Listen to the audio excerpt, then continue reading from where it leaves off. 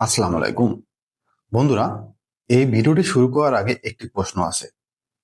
আপনি কি জানেন পৃথিবীতে এমন একটি সমুদ্র পথ আছে যেটা বন্ধ হয়ে গেলে মাত্র আধা ঘন্টার মধ্যে বিশ্বের অর্থনীতি কাঁপতে শুরু করবে?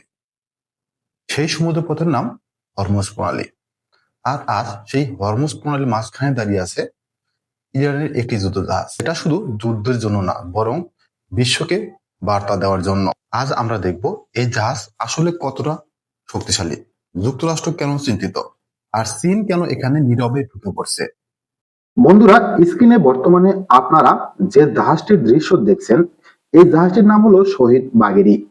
ইরানের ইসলামী রেভলিউশনারি গার্ড কর্পস নেভির এটি একটি ড্রোন ক্যারিয়ার বা ড্রোনবাহী রণতরী। ইরানের প্রথম ড্রোনবাহী রণতরী হলো এটি। যদিও এটি পূর্বে বাণিজ্যিক কন্টেইনার ছিল, যেটা তৈরি করেছিল দক্ষিণ কোরিয়া।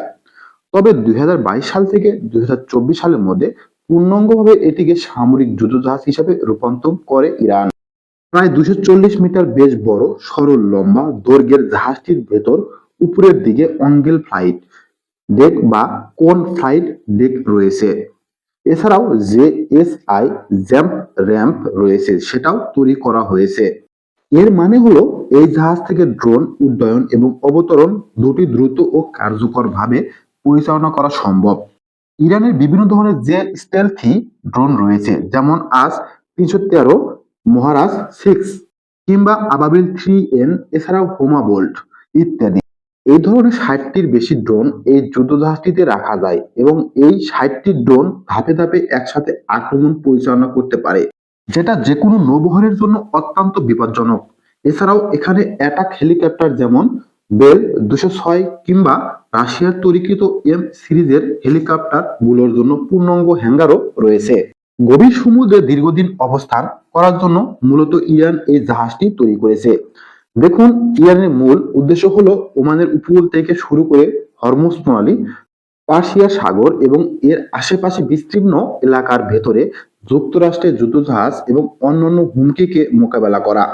দীর্ঘদিন ধরে 2025 সালের ফেব্রুয়ারি মাস থেকে এটি অ্যাক্টিভ থাকলেও এবারই প্রথমবারের মতো ইরান তার এই শক্তিশালী ড্রোনবাহী রণতরীকে সরাসরি যুদ্ধক্ষেত্রে মোতায়েন করেছে। আন্তর্জাতিক রিপোর্ট অনুযায়ী এই ড্রোন ক্যারিয়ারটি প্রথমে সংযুক্ত আরব আমিরাতের কাছাকাছি যুক্তরাষ্ট্রের ঘাঁটি এবং সমুদ্র বন্দর এলাকায় অবস্থান করছিল, সেখানে চেক অ্যান্ড ব্যালেন্স করছিল। তবে এখন এটি হরমুজ প্রণালী পাড়ি দিয়ে সরাসরি আরব সাগরে খোলা সমুদ্রে প্রবেশ করেছে। আন্তর্জাতিক রিপোর্ট আরও নিশ্চিত করেছে যে চীনের অন্তত 3টি যুদ্ধজাহাজ ইতিমধ্যে আরব সাগরের আশেপাশে অবস্থান করছে এবং সেই জাহাজগুলোর সাথে যৌথভাবে ইরানের এই নতুন ড্রোনবাহী রণতরী যুক্ত হয়েছে।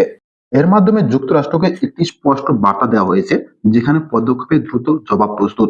এবং যদিও যুক্তরাষ্ট্র সামরিকভাবে অত্যন্ত শক্তিশালী নৌবাহিনীর অধিকারী, তবুও তাদের নৌবাহিনীকে ইরানের অভ্যন্তরে প্রবেশ করতে হলে। অথচ এই হরমুজ প্রণালী দিয়ে বিশ্বের মোট জ্বালানি রপ্তানির প্রায় 30% পরিবহন হয়। সংযুক্ত আরব আমিরাত, সৌদি আরব, কুয়েত, কাতার সহ উপসাগরীয় দেশগুলোর তেল রপ্তানি এই একটি প্রণালীর উপর নির্ভরশীল। আর ইরান চাইলে মাত্র 30 মিনিটের মধ্যে এই পথ পুরোপুরি অচল করে দিতে পারে। আন্তর্জাতিক সংবাদ মাধ্যম নিশ্চিত করেছে, ইরান বর্তমানে বিপুল পরিমাণ মিসাইল হরমুজ প্রণালীর গুরুত্বপূর্ণ অংশে মোতায়েন শুরু করেছে।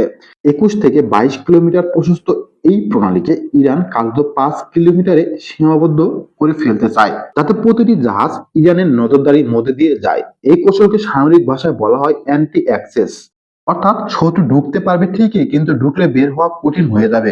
যদিও ইরান আনুষ্ঠানিকভাবে সীমাহীন বিষয়ে বিস্তারিত কিছু বলেনি, তবে তারা স্পষ্টভাবে জানিয়েছে পুরো হরমুজ প্রণালী এখন তাদের কন্ট্রোলে।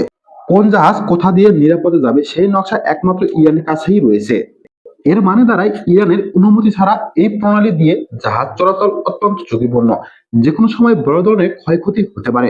যুক্তরাষ্ট্রের জন্য বিষয়টি আরো জটিল, কারণ একটি বিমানবাহী রণতরীর মূল্য প্রায় 15 থেকে 20 বিলিয়ন ডলার। এই ধরনের রণতরী নিয়ে ঝুঁকি নেওয়া যুক্তরাষ্ট্রের জন্য সহজ সিদ্ধান্ত নয়।